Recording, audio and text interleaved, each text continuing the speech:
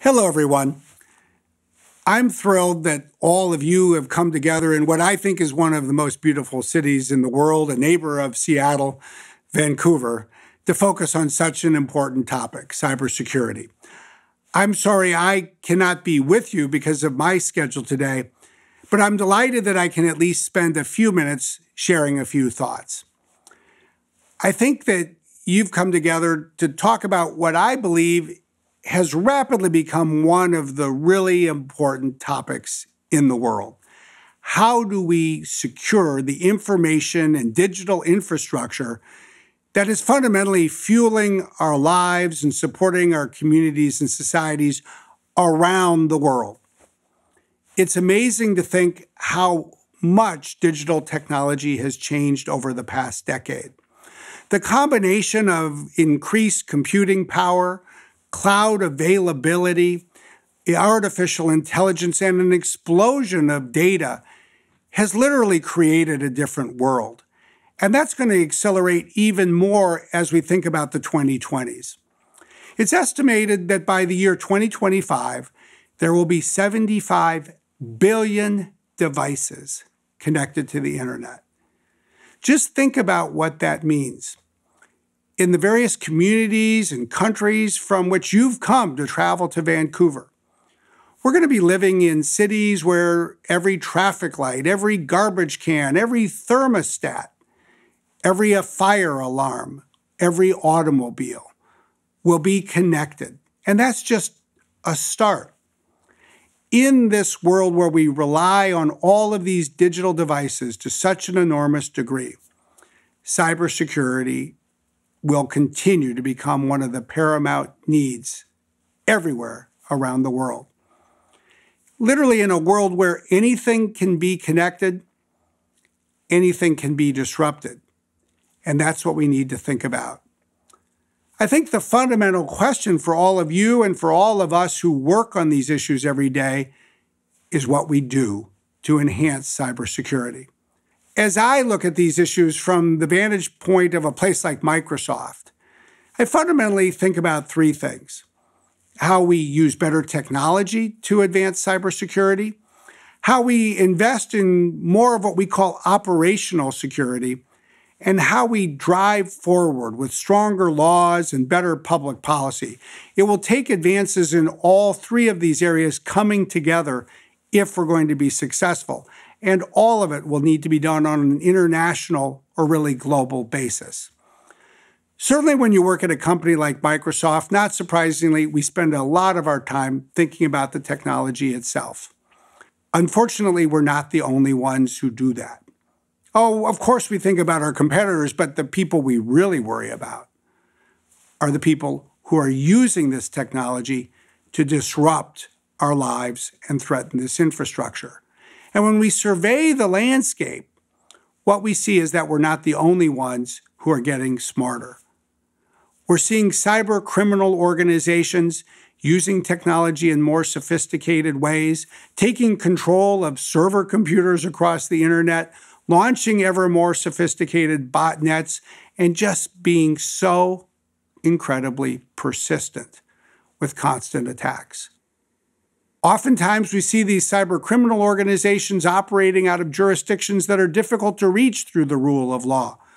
But it doesn't matter where they're operating from, because using digital technology and the internet, they can reach into any country and any community to cause havoc. Over the last decade, we've seen another development emerge as well, and that's the threat of nation-state attacks. Increasingly, we've seen governments invest in ever more sophisticated technology to launch these attacks. We've seen threats to businesses. We've seen threats to nonprofit organizations. We've seen threats to governments. And I think perhaps most disturbingly, we've seen threats to democracy itself. And over the last year or two, we've seen these developments converge. We've seen cyber criminal organizations also work on an outsourced basis for prominent nation states. And they have done the bidding of governments, both to advance the government's objectives and then to reap financial rewards through cybercrime as well. Put it all together, and what we see is unfortunately a threat landscape that continues to grow in severity with better technology. Now, the good news is that we're getting better too. At a company like Microsoft, and indeed throughout the tech sector, every year we're developing new and better technology. Some of this is being used to secure those 75 billion devices that are going to be installed around the world. It's required new computing models, like the one that Microsoft launched a year ago called Azure Sphere. The basic concept is that all of these devices around the world need to not only be connected, but they need to be upgradable so that when there are new vulnerabilities, we can address them, we can patch them, we can improve them. More recently, we've been taking additional steps to provide better tools to enterprises around the world to monitor their networks, to manage their networks, and to address safety threats as they emerge. In short, we're in for a decade ahead of what will almost certainly be a perpetual game of cat and mouse when it comes to technology. Across the tech sector, we will work to strengthen our technology. Every institution we work with will have to deploy this technology and will have to do it in an environment where the threats are getting more sophisticated as well. But it's part and parcel of what we need to do.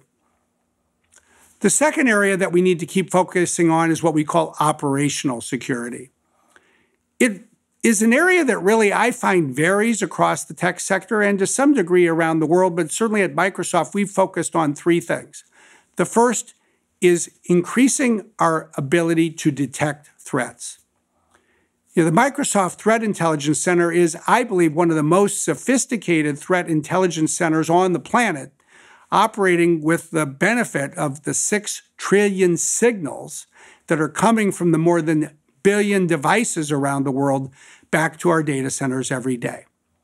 Our Threat Intelligence Center is able to use that data and increasingly better machine learning and artificial intelligence to identify, detect, and classify new threats. And what it really shows is it's going to take this constant threat intelligence capability for all of us to stay abreast of the changing landscape. The second aspect of operational security then really involves what we do with that information. And what we do increasingly is take it back into our engineering groups to better harden technology against these new threats and work through our Cyber Defense Operations Center so that we can go back to customers that are being attacked, especially those that are being compromised, so that we can let them know what's happening and work with them. And then the final area of this operational security really involves the work that we do through our digital crimes unit to disrupt the disruptors, to use the legal process, to go to court, in many cases increasingly to obtain control of the command and control servers that are being used to launch attacks across the internet and put them out of business. What we're able to do is secure a court order that transfers control of an internet domain to Microsoft. We're able to set up a specific computer that then gets all of the signals back from infected devices. We're able to determine who has been infected, what the purpose of the attack was, and then work with customers to help them rectify the problems they've been suffering from.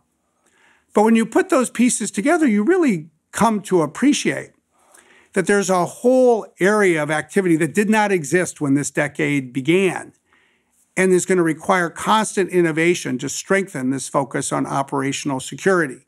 And it's going to require ongoing work by engineers, by data scientists, by investigators, and by lawyers, all working together to get better and better in this space. And then there's the final area, an area that I think is of such huge importance in the world today. It's the area that really requires partnerships and public policy. Here, too, we've really been focused on taking new initiative.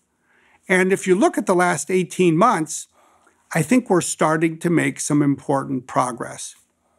From my vantage point, one of the most important steps first came in early 2018 when 34 tech companies came together in San Francisco at the RSA Annual Security Conference to unveil what is a new global tech accord. It's an accord that asks everyone who signs it to pledge their support for two principles.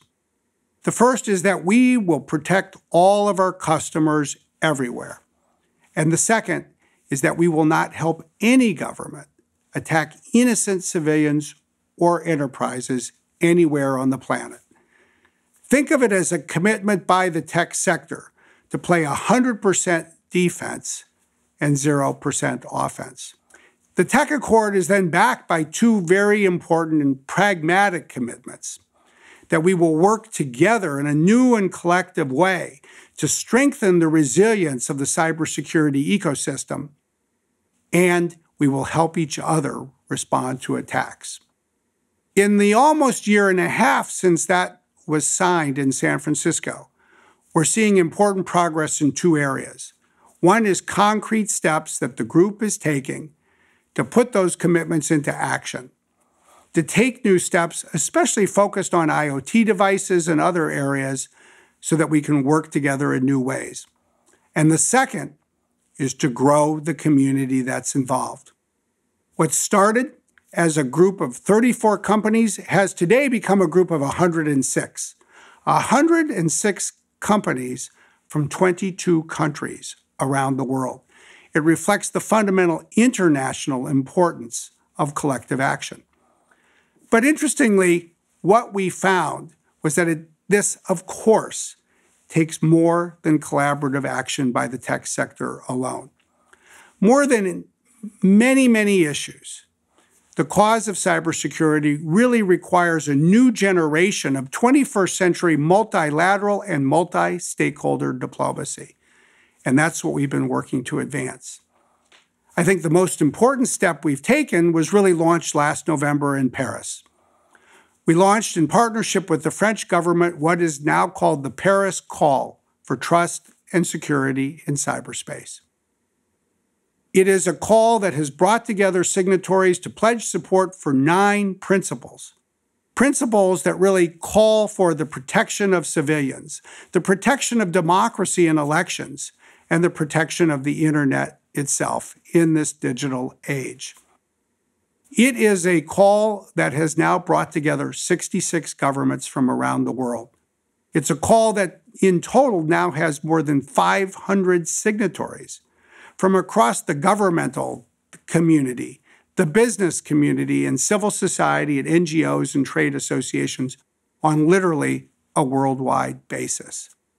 And like the Tech Accord, it is a new platform for progress, as we're now building Paris Call communities to take these 9 principles and put them into action. As we think about the future, one of the things that we've had the opportunity to talk a little bit about at Microsoft is a vision built around what we call a Digital Geneva Convention. To me, it's an important vision, because when we think about the challenges of the 20th century, I think one of the most important steps that the world took was in 1949.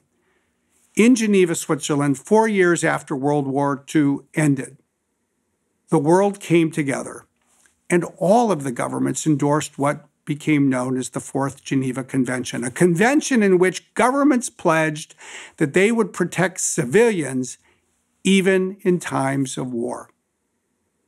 And yet look at the world today. Every day, we see governments attacking what in effect are civilians and civilian institutions and civilian infrastructure, even in what is supposed to be a time of peace. This defines one of the new challenges that we all need to work together to address. We need to build on all of the laws and norms that exist already. We need to build on the kinds of collaboration that we've already started to put into practice. We need to build on the opportunity to come together and learn from each other, as you all are doing through this important conference in Vancouver. And we need to keep taking new steps each and every year. We have an opportunity to take the kinds of steps that will make the internet and digital infrastructure more secure a decade from now than it is today. And I think that's what the vision of a digital Geneva Convention asks us to aspire to achieve. It is not a singular thing that will come through a single step. It's in fact, as I've described, a variety of steps that will need to come together over time. And it's a variety of steps that will need to be advanced each and every year by all of you, by all of us, by so many others working together. So let me just conclude by saying thank you for doing what you're doing already to address this problem. Let's use this opportunity to keep learning how we can be more effective, and perhaps even more than that, to inspire ourselves and everybody else to work together and build the kind of future the world really needs. Thank you.